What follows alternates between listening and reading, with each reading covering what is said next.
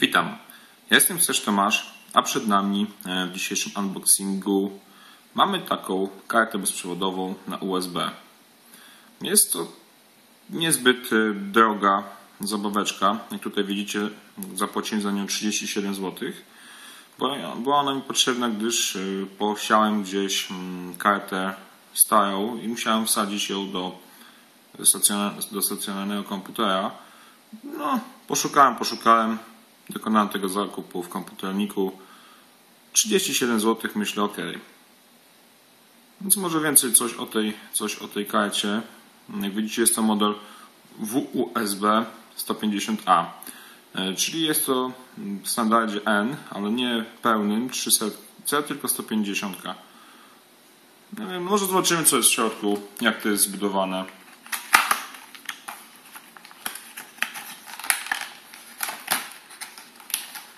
Pudełeczko jest takie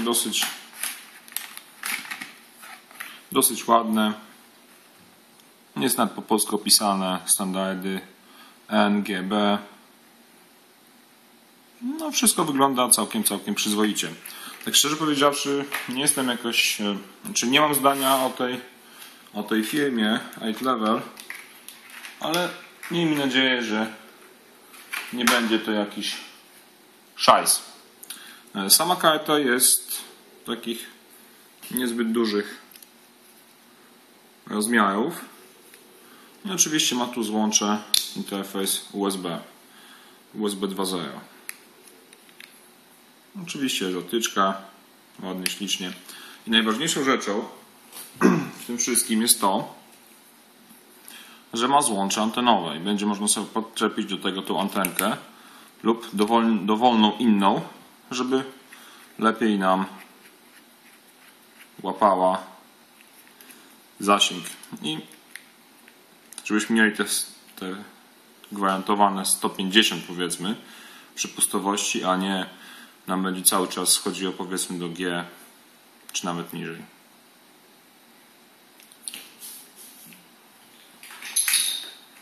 Więcej, co my tu mamy w tym opakowaniu?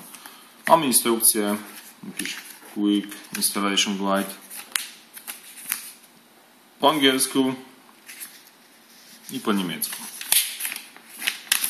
Gdzieś chyba o polskim zapomnieli, no ale cóż tam takiego może być trudnego. Plus jeszcze oczywiście mamy płytkę z manualami i z jakimiś tam pewnie jeszcze instrukcjami, może też już i po polsku. Odnośnie samej firmy 8level, tak, no, jak już może wspominałem, no, nie mam o tym zdania, szczerze powiedziawszy. No, ja był trochę ciekawych rzeczy, ale czy dobrych?